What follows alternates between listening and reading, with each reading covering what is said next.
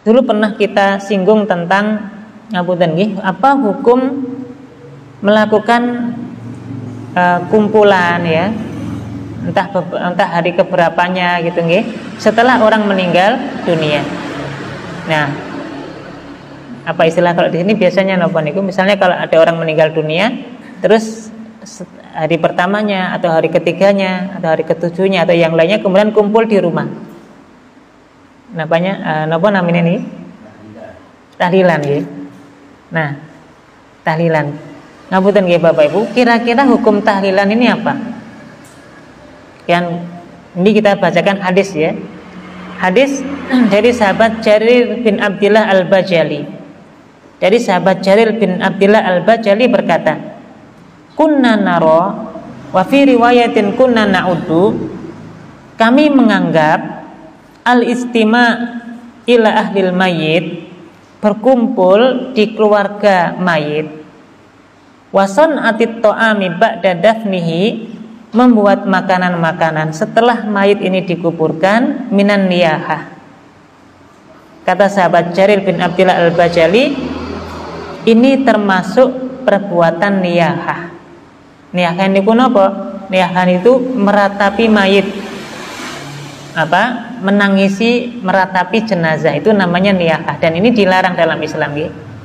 Maka sahabat Jarir bin Abdillah Al-Bajali ini menganggap kata kunna na'udu itu berarti bukan sendirian. Para sahabat yang lain juga menganggap bahwa perbuatan itu termasuk perbuatan niyahah. Berarti Bapak Ibu, sederhananya ijma' para sahabat dulu mengatakan bahwa berkumpul di rumah ahli mayit setelah beberapa hari wafatnya orang anggota keluarganya tadi, berkumpulnya di rumah ini termasuk niyahah. Yang kedua, tidak hanya berkumpulnya, membuat makanannya ini juga termasuk niyahah.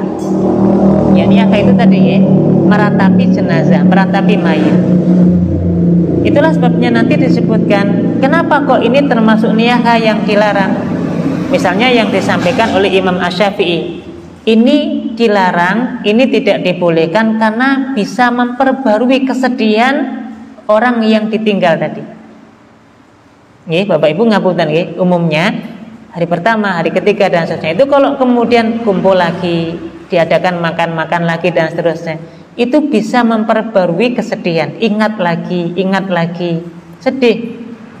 Dan ini yang menjadi sebab kenapa itu termasuk hal yang dibenci, kenapa yang termasuk dilarang, karena bisa memperbarui kesedihan. Nah, ngapunten nggih. Ini kan ada dalil kan? Ini contoh nih, kan ada dalil. Kalau kita tempatkan dalil, mestinya dalil ini yang kita pakai. Karena tadi nggih, Ahlussunnah wal Jamaah itu menempatkan dalil di atas logika atau mungkin di atas tradisi kebiasaan yang ada. Ini contoh. Kemudian jamaah dirahmati Allah ngapunten, bagaimana hukumnya? Misalnya ada seseorang yang berwasiat, sebelum meninggalnya itu sudah berwasiat, nah tolong ya nanti kalau saya meninggal tolong saya diadakan tahlilan di hari pertama, di hari ketiga dan seterusnya. Ngapunten Bapak Ibu, wasiat seperti ini wajib dilakukan atau mboten? Kalau ada yang berwasiat seperti itu, maka mari kita lihat, ini juga ada hadis yang lain dari sahabat Mughirah bin Syu'bah radhiyallahu anhu, qala Rasulullah sallallahu alaihi wasallam, Rasulullah sallallahu alaihi wasallam bersabda, ya, Nabi sallallahu alaihi wasallam bersabda, man nuhya alaihi yu'adzabu bima nuhya alaihi. Barang siapa yang melakukan niyahah itu tadi ya Bapak Ibu, meratapi mayit, meratapi jenazah, itu namanya niyahah. Nangis-nangis sampai merasa sedih gitu ya, kadang sampai mukul-mukul dan seterusnya, itu namanya niyahah. Dan tadi nih, kata sahabat Jarir bin Abdillah Al-Bajali, membuat kumpul-kumpul setelah mayit dikuburkan, termasuk membuat makanan untuk si mayit atau untuk yang datang itu, ini termasuk kategori niyahah. Kemudian dalam hadis riwayat Imam Bukhari dan Imam Muslim ini dari sahabat Mughirah bin Syu'bah, Nabi mengatakan, barang siapa yang melakukan niyaha yu'adzabu bima niyaha alaihi, maka si mayit itu akan diadab oleh Allah Subhanahu wa taala karena sebab niyaha orang yang masih hidup. Jadi ngapunten nggih Bapak Ibu, coba pelan-pelan kita pahami hadis ini. Barang siapa yang meratapi mayit, dan meratapi mayit itu salah satu sebabnya adalah dengan berkumpul dan membuat makanan tadi, maka ini yang menyebabkan mayit yang ada di kuburan itu diadab oleh Allah Subhanahu wa taala.